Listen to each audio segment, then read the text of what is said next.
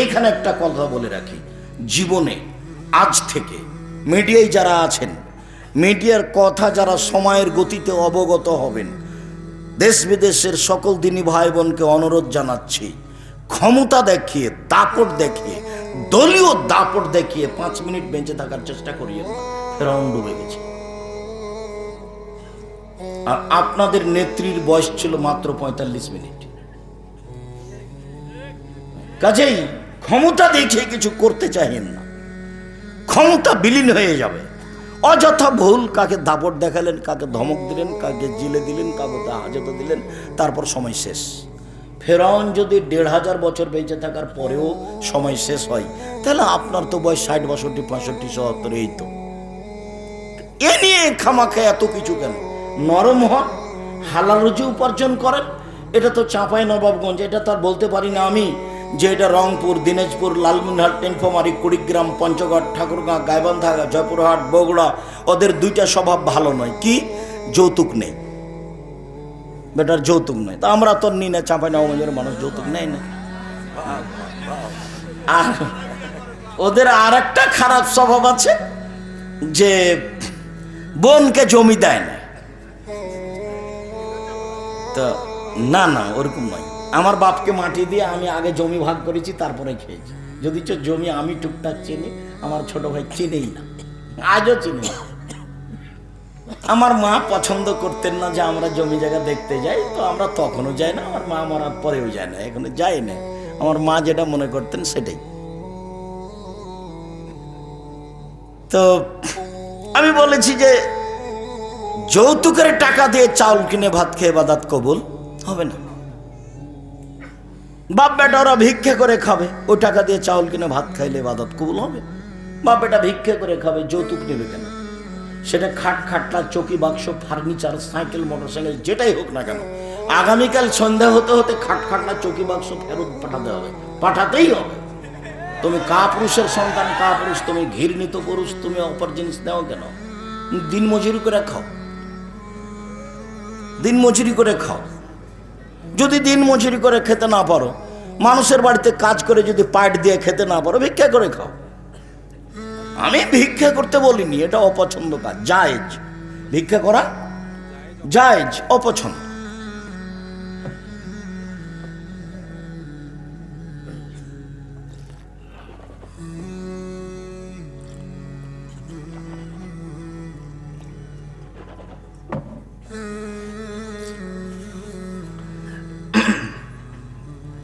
তো যৌতুক নেওয়া এবং জমি বোনকে না দেওয়া, এটা ওই সব এলাকাতে বেশি হয়ে থাকে।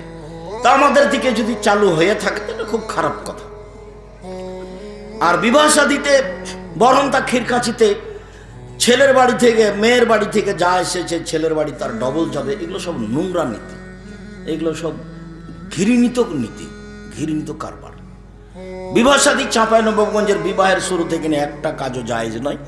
আমি যতদিন দেশে চলাচল করেছি তাতে আমার জানা অনুপাতে শুরু শেষ থেকে একটা কাজও জায়েজ নয়, সব হারাম। তো নতুন ভাবে চালু করেন, চেষ্টা করেন। আমি পরামর্শ দিচ্ছি, আমি আপনার বৈঠকে উপস্থিত হওয়ার চেষ্টা করব মানুষ হিসাবে, চাঁপাইনবাবগঞ্জ জন্মভূমি হিসাবে। আমি আশা করছি তখন আমি সঠিকটাই করব, এবং আমি আশা করছি যে আপনি আমার মুখের উপরে কথা বললে হয়তো হটকারিতে টিকবেন, শরীয়তে টিকতে পারবেন না। সম্মানিত দিনী ভাই বোন, সবচেয়ে ভারী নেকি এবার আয়াতে চলে যায়। দু একটা আয়াত পেশ করি। আল্লাহ তাআলা বলেন, ইদফা বিল্লাতি হি আহসান ফাইদাল্লাযী বাইনাকা ওয়া বাইনা আদাওয়া কান্নাহু আলিয়্যুন হামীম। মুহাম্মদ সাল্লাল্লাহু আলাইহি সাল্লাম, আপনি যখন কথা প্রসঙ্গে কথার উত্তর দিবেন, তখন ও যা বলেছে আপনি তার চেয়ে সুন্দর বলবেন। আপনি যখন শত্রু বা অন্য কারোর সাথে, যাদের সাথে আপনার লেনদেন ভালো সম্পর্ক নেই, তাদের সাথে যখন আপনি কথা বলবেন, তখন ও যা বলেছে, যেভাবে বলছে, আপনার বলার ঢং, আপনার কথার ঢং, আপনার চাল চলন, আপনার গতি ওর চেয়ে সুন্দর হতে হবে। তাহলে আপনার মাঝে আর তার মাঝে যে একটা শত্রুতা রয়েছে, এটা অন্তরঙ্গ বন্ধুতে পরিণত হবে। যদি আলেম ওলামারা কম পারছে বলে আমার বিবেচনা, আমি যেটুকু বুঝি, যেটুকু দেখতে পাই, তার মানে আমি অনেক জায়গাতে বলেছি যে আপনি আমাকে ডাকেন, মুচি দিয়ে ডাকিয়েন, আমি চলে যাব। আর আপনাকে আমি নিজে ডাকছি, আসেন জামিয়া সালাফিয়া।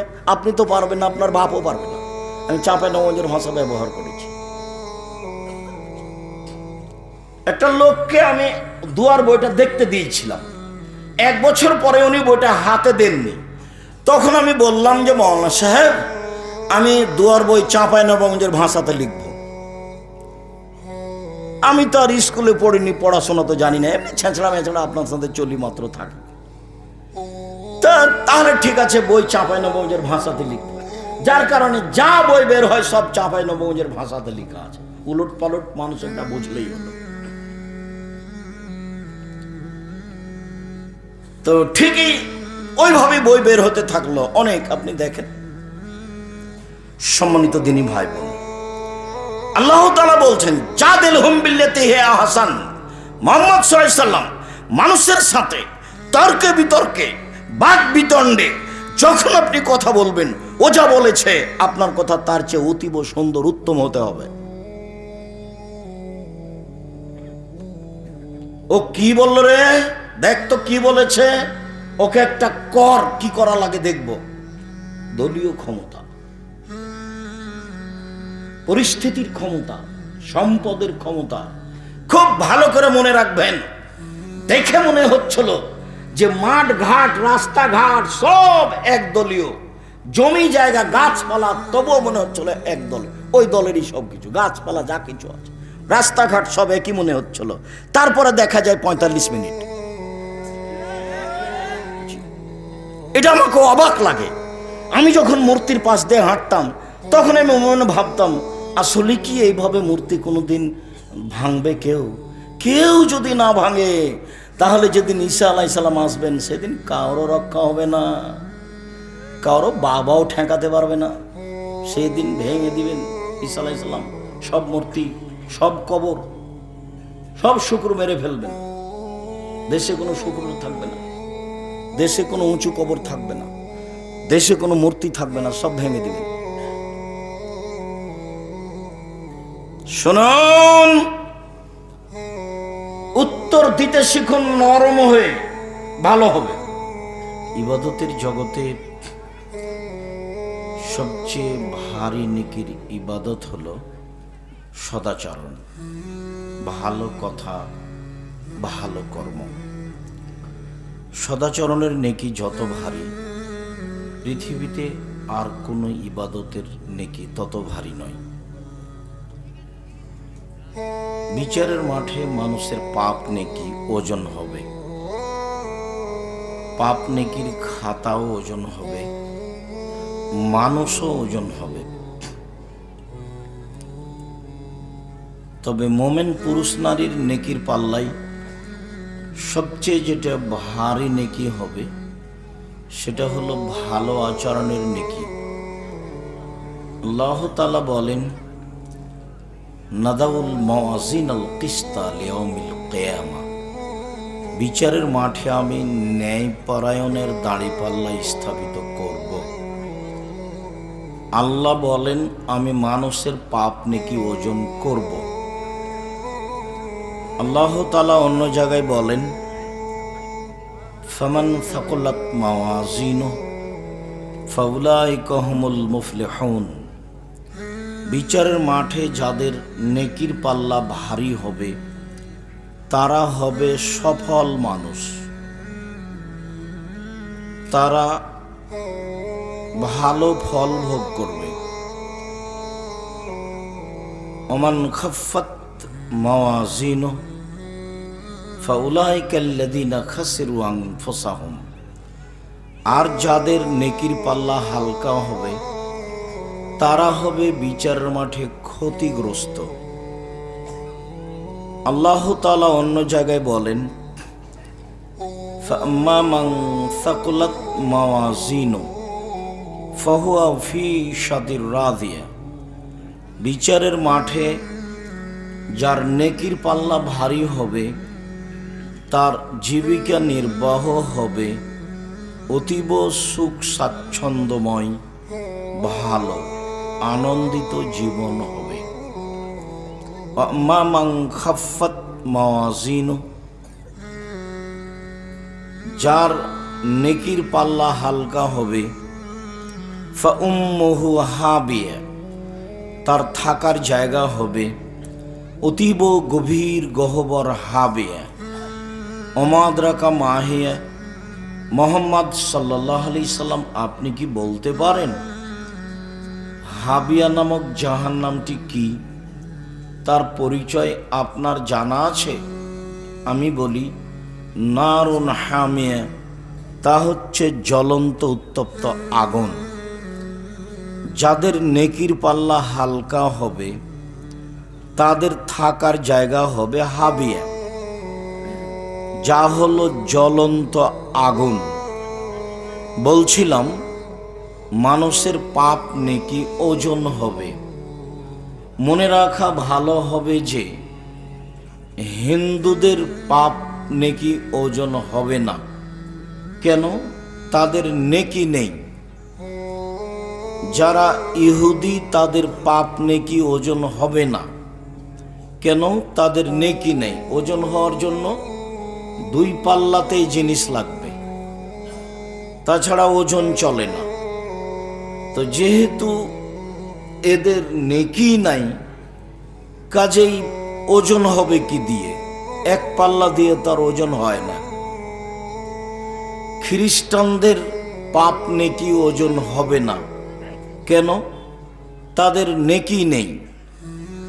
যারা শিয়া, যারা কাদিয়ানি, যারা মুতাজিলি, যারা আশআরিয়া, যারা জাহামিয়া কারামিয়া, আকীদা নষ্ট, এমনকি আমাদের দেশেও যারা খুব দিন ধর্মে শক্ত বলে তাদের দাবি, কোরআন এবং সহিহ হাদিসের বিবেচনায় তাদেরও নেকি পাপ বিচারের মাঠে ওজন হবে না। আকীদায় মার খেয়ে গেলে পাপ নেকি ওজন হবে না।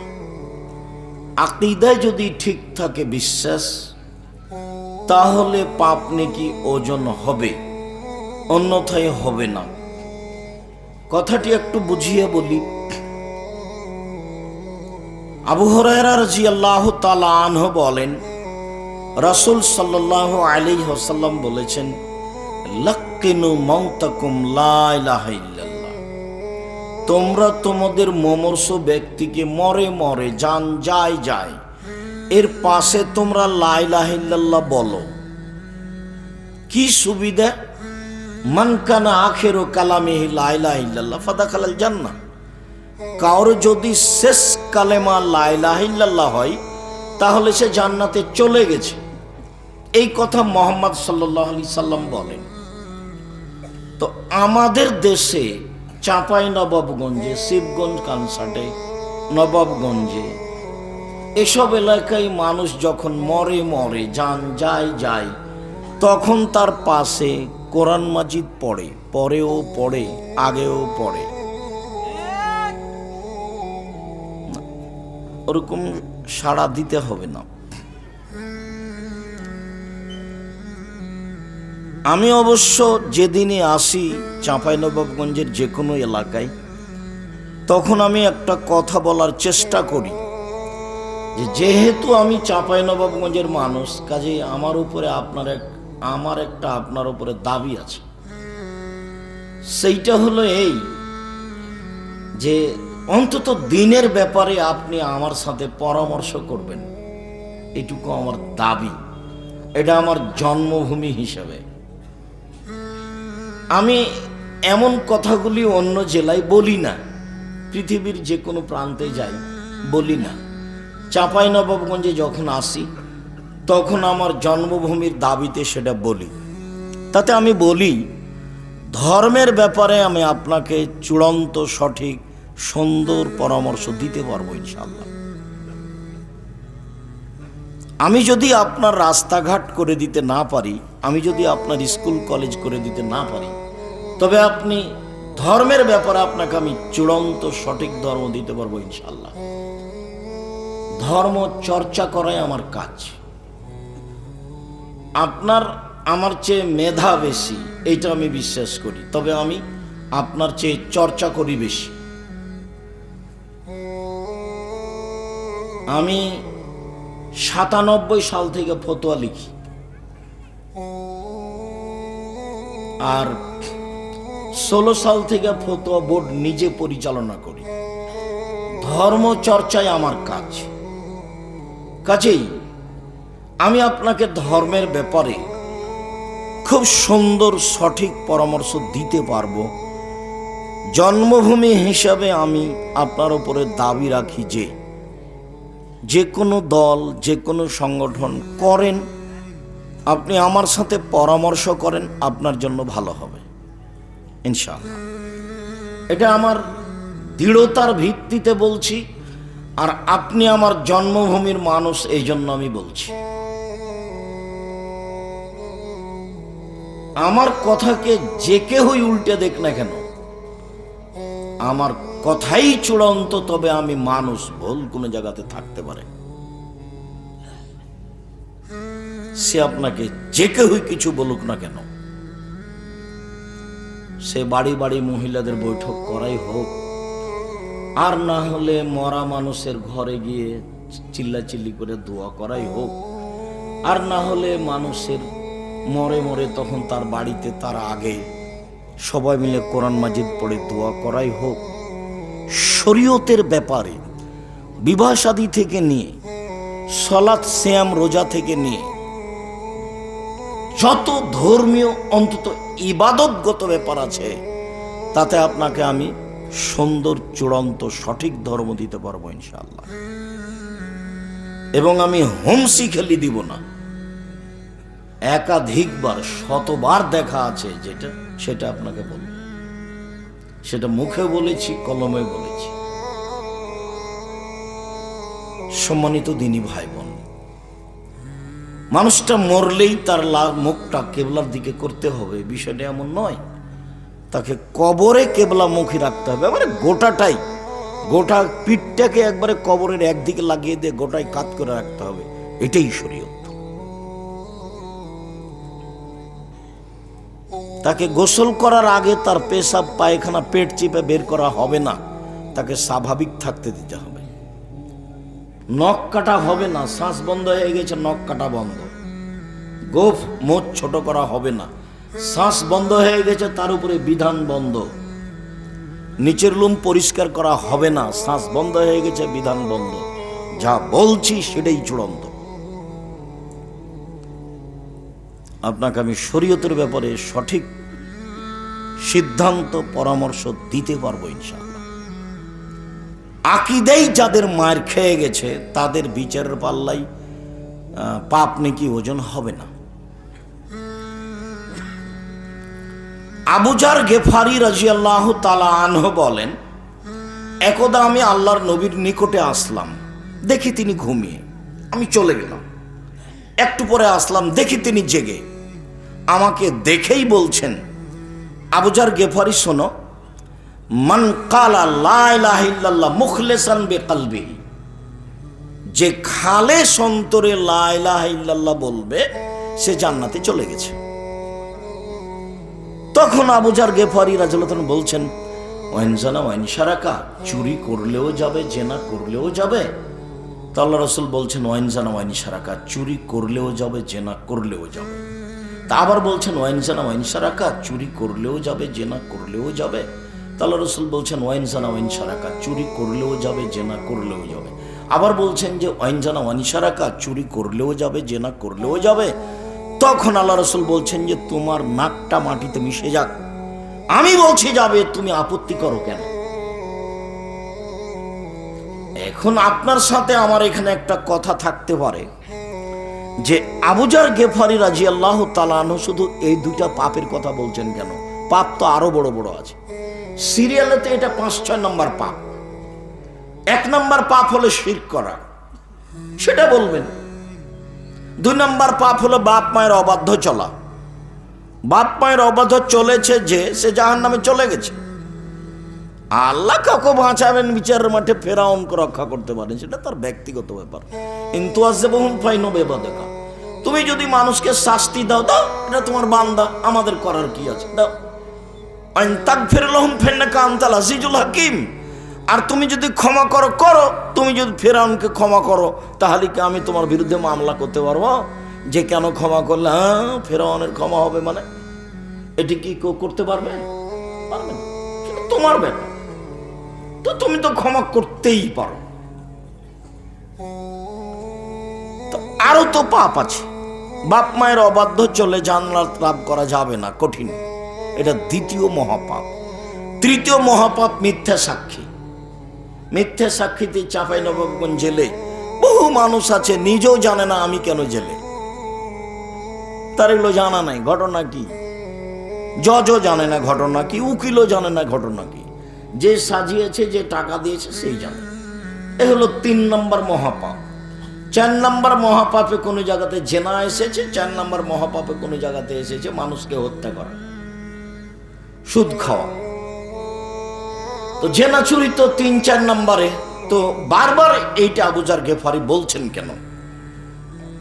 এই জন্য বলছেন যে এই দুটা পাপের সামাজিক বাস্তবতা যত খারাপ, অন্য পাপের বাস্তবতা তত খারাপ নয়।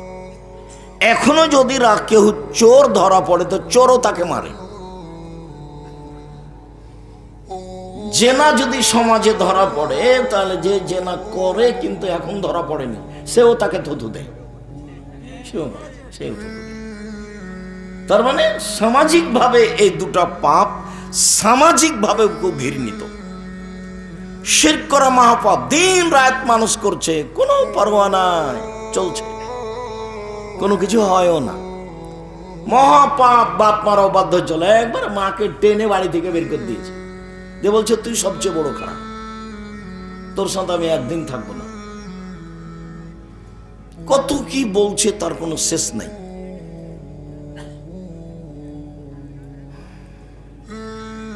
তো সামাজিকতা সমাজে এর বাস্তবতা খুব খারাপ, যার কারণে এই দুটা উল্লেখ করছে।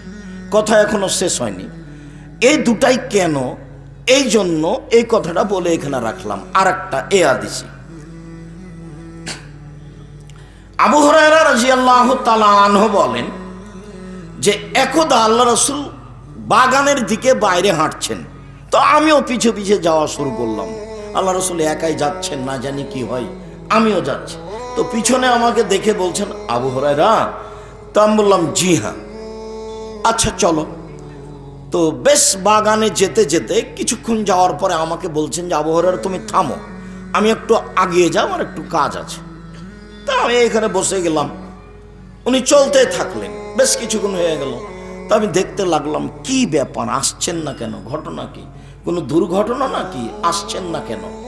তারপরে দেখছি ওই যে আসছেন, কাছাকাছি যখন, তখন উনি বলছেন, অঞ্জনা ওয়াইনসারাকা, চুরি করলে জেনা করলেও যাবে, অঞ্জনা ওয়াইনসারাকা, চুরি করলে জেনা করলেও যাবে, অঞ্জনা ওয়াইনসারাকা, চুরি করলে জেনা করলেও যাবে। যখন পাশে চলে আসলেন তখন আমি বলছি, আল্লাহর নবী, আমার পিতামাতা আপনার নামে উৎসর্গ হোক, আপনি কার সাথে কথা বলছিলেন? কাউকে দেখি না। আপনি যে বারবার বলছেন চুরি করলেও যাবে, জেনা করলেও যাবে, তো মনে হচ্ছে যে আপনি কারো সাথে কথা বলছেন। কই, কেউ তো নেই, কেউ নেই বাগানে, কার সাথে কথা বলছেন? তখন আল্লাহ রাসূল বলছেন, আবু হুরায়রা শোনো, জিবরাইল আমাকে বলছেন কেউ যদি অন্তর থেকে লা ইলাহা ইল্লাল্লাহ বলে তাহলে সে জান্নাতে চলে গেছে। তো আমি মুহাম্মদ সাল্লাল্লাহু আলাইহি সাল্লাম জিবরাইলকে বলছি যে চুরি করলেও যাবে, জেনা করলেও যাবে। তো জিবরাইল বলছেন জেনা করলেও যাবে, চুরি করলেও যাবে। এই জন্য তুমি জিবরাইলকে দেখতে পাচ্ছ না। জিবরাইলকে তো আর মানুষ দেখতে পাবে না, নবীগণ দেখতে পাবে। জিবরাইলকে মানুষ আপনারা মনে হয় কথা কি বুঝতে পারছেন না? আপোষে যদি কোনো সময় অমনোযোগী থাকেন তাহলে হবে না, কথা ছুটে যাবে। আমি তো আর কেসা বলতে পারি না যে আপনি বাদাম খাবেন, কেসাও হবে, দুটা এক নয়।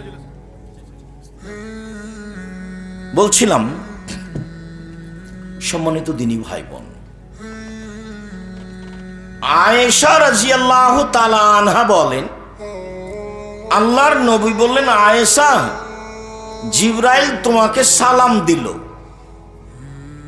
তো আয়েশা রাদিয়াল্লাহু তাআলা বলছেন, আলাইকা ওয়া আলাইহিস সালাম ওয়া রাহমাতুল্লাহ, আপনাকে সালাম, জিবরাইলকে সালাম, তার উপরে শান্তি অবতীর্ণ হোক। তারাওয়ালা নারা, আপনি তো জিবরাইলকে দেখতে পান, আমরা তো দেখতে পাই না।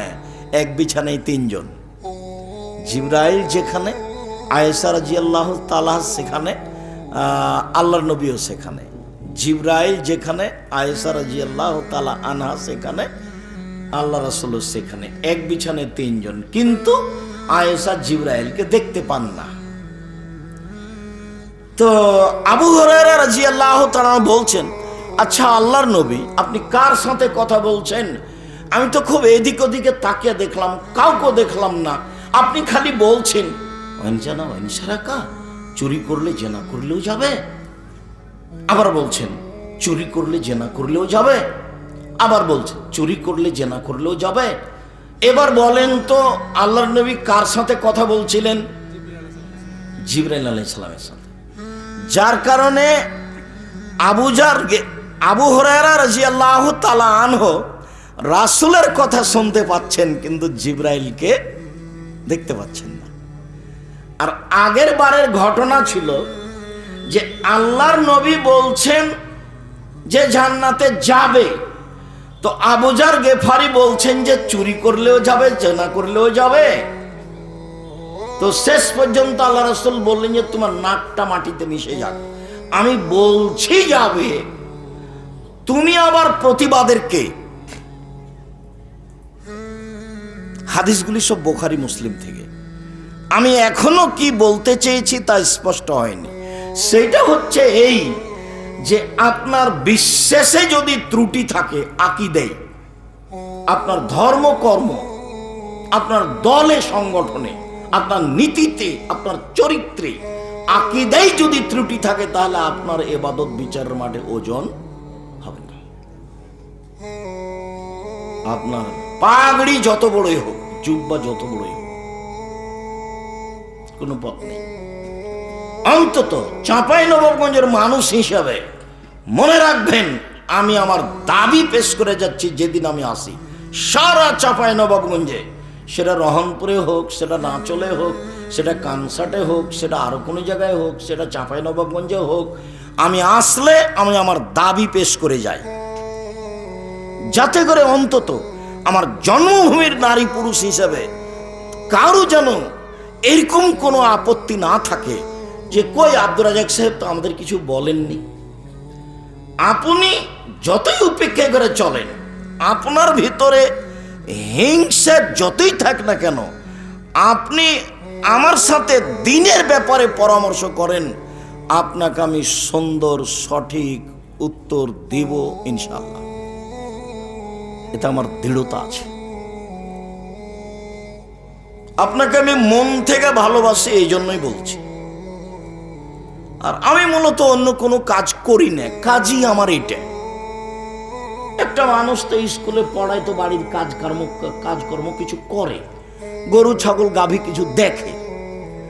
একটা মানুষ মাদ্রাসাতে পড়ালো, বৃহস্পতিবার শুক্রবারে বাড়ি যায়, একটু আহাল পরিবার দেখাশোনা করে।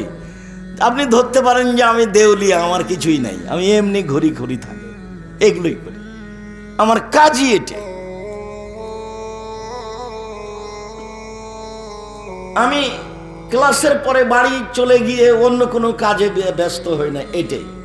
প্রতি মাসে বড় বড় বিদ্বান থাকেন দেশ বিদেশের আমার সামনে ফতোয়া বৈঠকে, আমি সেই ফতোয়া বৈঠক পরিচালনা করি। বড় বড় বিদ্বান, একবারে জামিয়া সালাফে বানারসের হেড মুহাদ্দিস বুখারীর, সেটা আপনাদের জামিয়া সালাফে রাজশাহী ডাঙ্গিপাড়ার হেড মুহাদ্দিস। দেশের যারা বড় বড় শায়েখ, তারা এখানে শিক্ষক, তারা হাদিস পড়ায় জামিয়া সালাফে ডাঙ্গিপাড়ায়।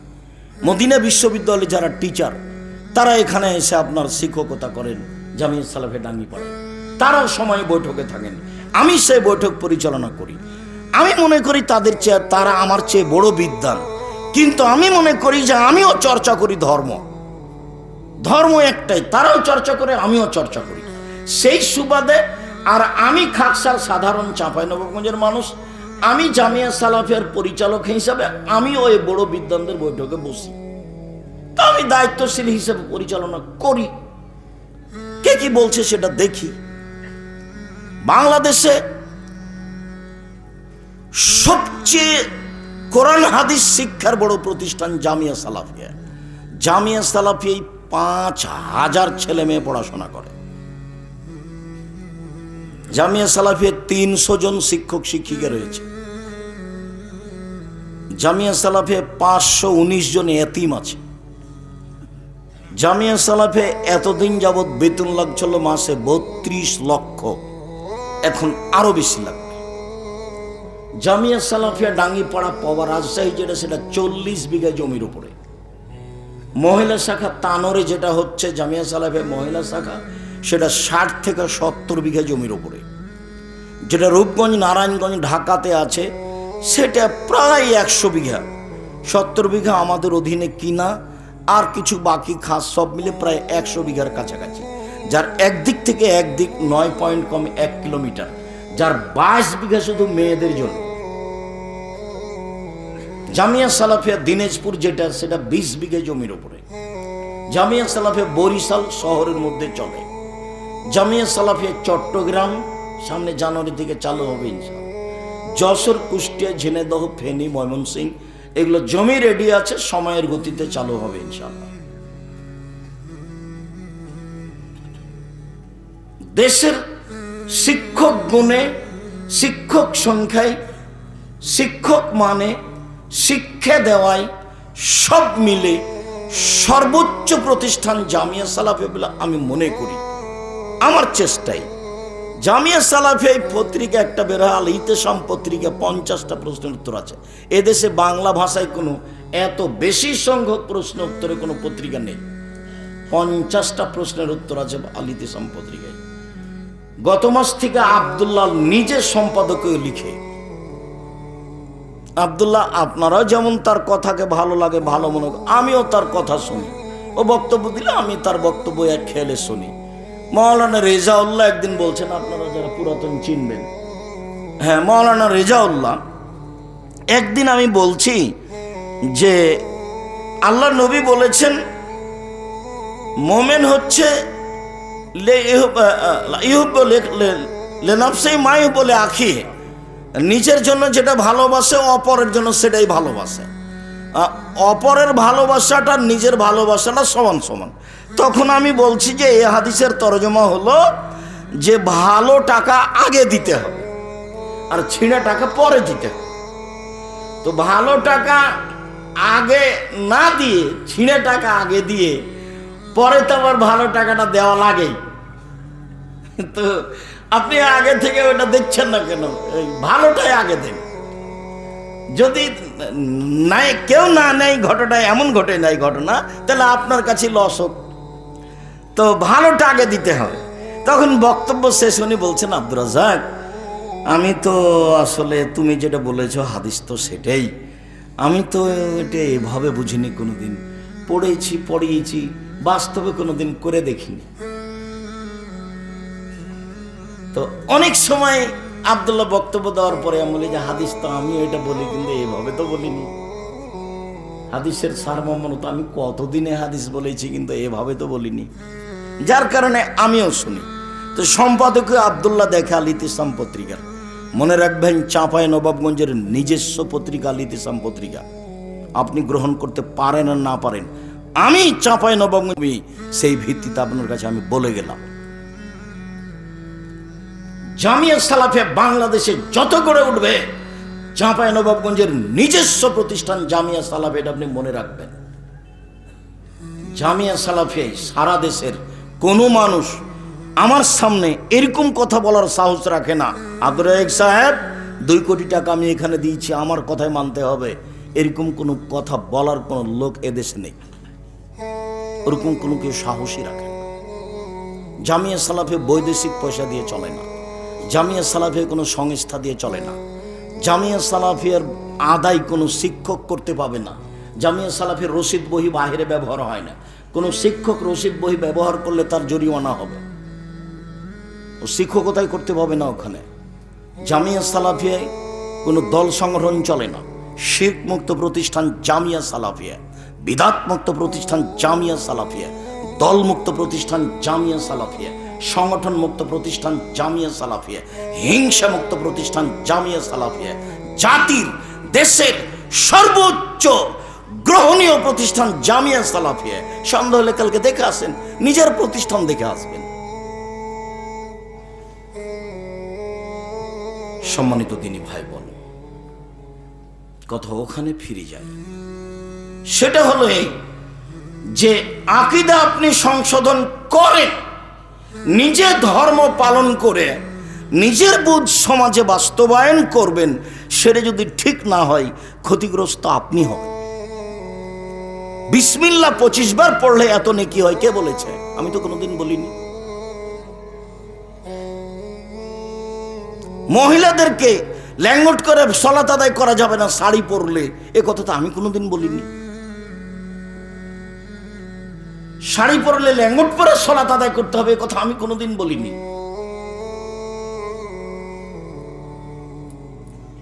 আপনি মনে কিছু নিয়েন না। ধর্মের ব্যাপারে আপনি যদি আমার সামনে দাঁড়ান, আপনার আমি কথায় কথায় ভুল দেখাবো, আপনার পাতা সবটাই ছিঁড়ে যাবে।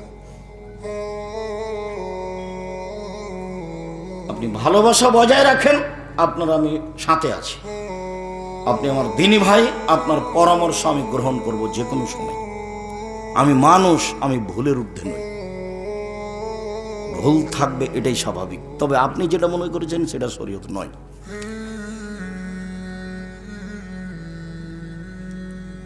কথাই চলে যায়। আজকের বক্তব্য হচ্ছে সদাচরণ। সদাচরণের নেকি যত ভারী, নেকির পাল্লায় আর কোনো নেকি নাই যেটা এত ভারী নেকির পাল্লায়। সবচেয়ে ভারী নেকি হলো সদাচরণ, ইবাদতের নেকি। সদাচরণ হলো ইবাদত। যেমন দান ইবাদত। ভারত, বাংলাদেশ, পাকিস্তানের লোক আলেম ওলামারা জাতিকে বুঝাতে পারেনি যে দান ইবাদত।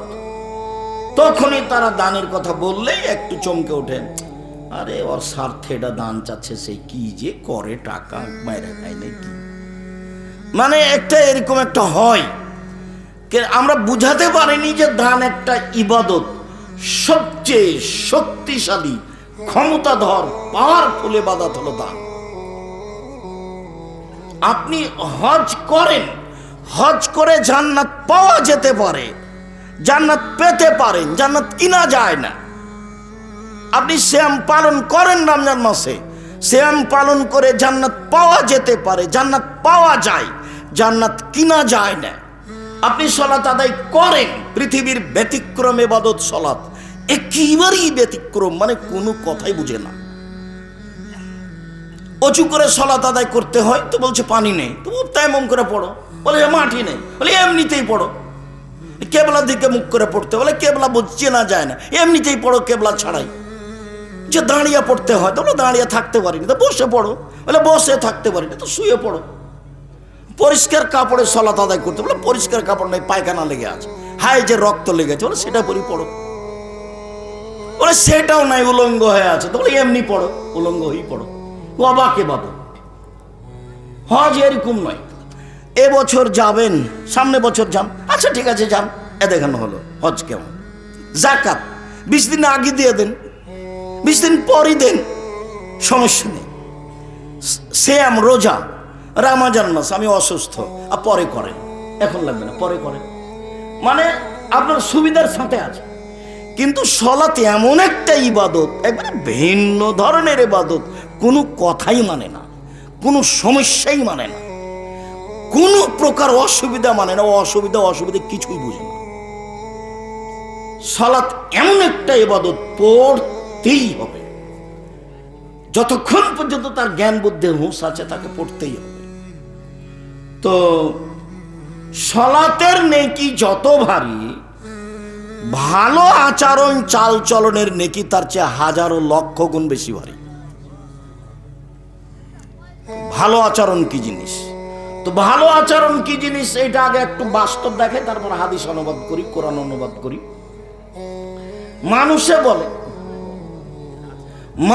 বলে ওই ছেলেটা ভালো, খুবই ভালো, ছেলেটার চাল চলন খুব ভালো, ছেলেটার ব্যবহার ভালো। এই যে মানুষে বলছে ওই ছেলেটার ব্যবহার খুব খারাপ। আরে ওর কথা বলছো, দুনিয়ার শয়তান, মুখ খারাপ, দো মুখা, বাদ দে ওর কথা, ওর নামটা আমার নিতে মনে চায় না। এ দেখেন, তাহলে মানুষও বুঝে যে মানুষের চালচরণ ভালো মন্দ, এটা মানুষ বুঝে। 1 মিনিট, আব্বাস বাজারে একটা অটো দাঁড়িয়ে আছে, আপনি বসে আছেন, তা আমি গিয়ে উঠেছি, আমার হাতে একটা ব্যাগ ছিল, তো যেমন উঠেছি আমি বসিনি, ছেলেটা টান দিয়েছে, তো আমি আপনার মুখের উপরে গিয়ে পড়ে গেছি। তো এখন আপনি বলছেন বসেন বসেন, কোনো সমস্যা নেই, বসেন বসেন, কোনো সমস্যা নেই, বসেন। এটা হলো একটা।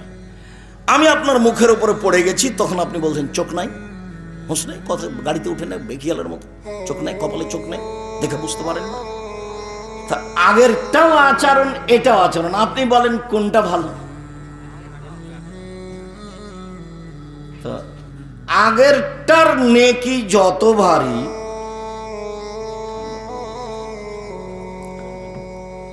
আগেরটার নেকি যত ভারী, ওটাতে নেকি হয়। এটাই কথা আজকের আলোচনা, এটাই। আগের আচরণের নেকি যত ভারী, ইবাদতের জগতে এমন কোনো নেকি নাই যেটা তত ভারী। সবচেয়ে বেশি ভারী, নামাজের চেয়ে বেশি ভারী, হজের চেয়ে বেশি ভারী, দানের চেয়ে বেশি ভারী, সিয়াম রোজার চেয়ে বেশি ভারী, কোরআন তালার চেয়ে বেশি ভারী। আর যখন শব্দ উল্লেখ করব, তখন আপনি দেখবেন যে অবাক শব্দ ব্যবহার করেছেন আল্লাহর নবী। আগে একটা হাদিস বলি, তারপর ধারাবাহিক আয়াতে যাব, তারপর আবার হাদিসে ফিরে আসবো।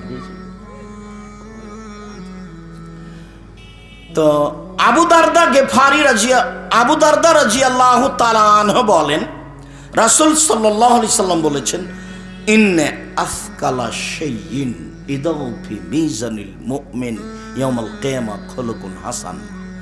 বিচারের মাঠে মুমিন পুরুষ নারীর নেকির পাল্লায় সবচেয়ে যেটা ভারী নেকি রাখা হবে, সেটা হলো ভালো আচরণ।